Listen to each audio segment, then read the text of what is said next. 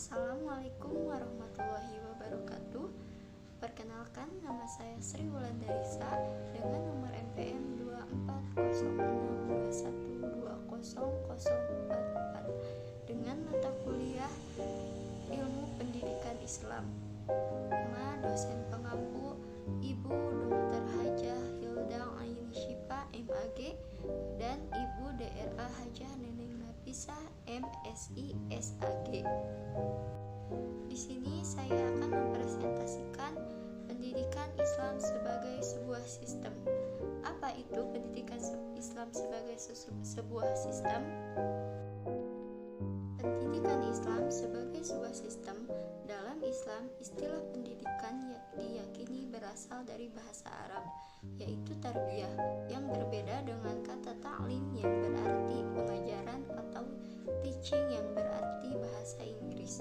Kedua istilah tarbiyah dan ta'lim berbeda pula dengan istilah ta'dib yang berarti pembentukan tindakan atau tata krama yang sasarannya adalah manusia. Walaupun belum ada kesepakatan di antara para ulama dalam kajian ini, yang dimaksud pendidikan Islam al-tarbiyah istilah bahasa Arab yang menurut penulis dapat meliputi kedua istilah di atas. Hal yang sama dikemukakan oleh Ajurmadi Ajara bahwa pendidikan dengan istilah tarbiyah dan ta'lim dan ta'jib yang harus dipahami.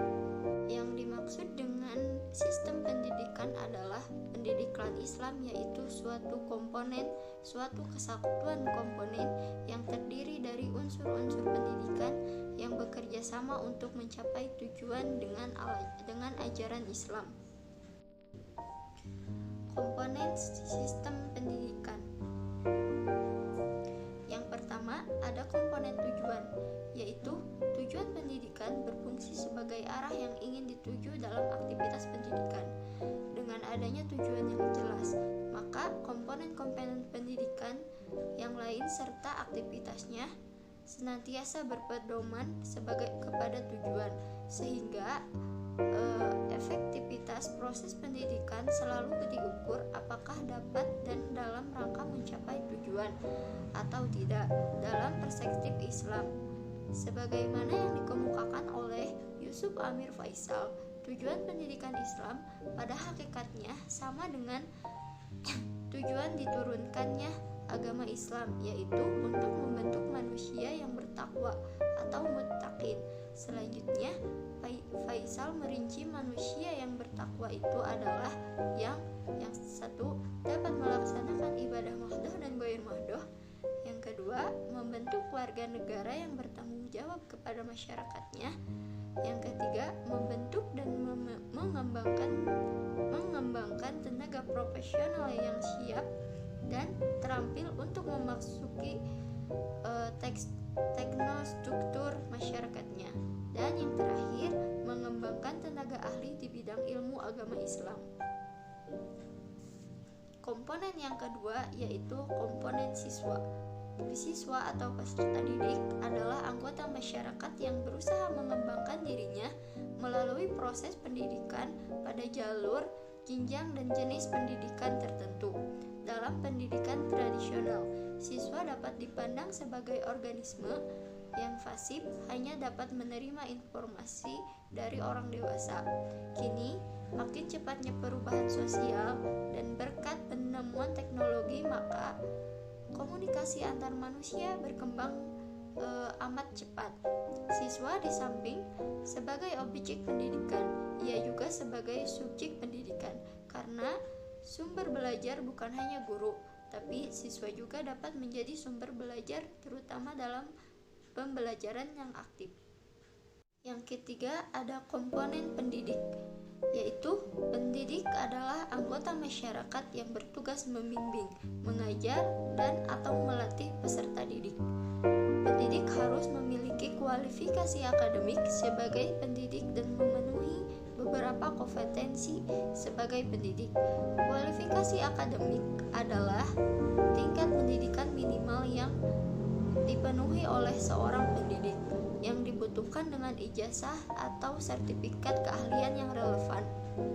Sedangkan kompetisi sebagai agen pembelajaran pada jenjang pendidikan dasar dapat menengah serta pendidikan anak pada usia dini, meliputi kompetensi pedagodik, yang kedua kompetensi kepribadian, yang ketiga kompetensi profesional, dan yang terakhir adalah kompetensi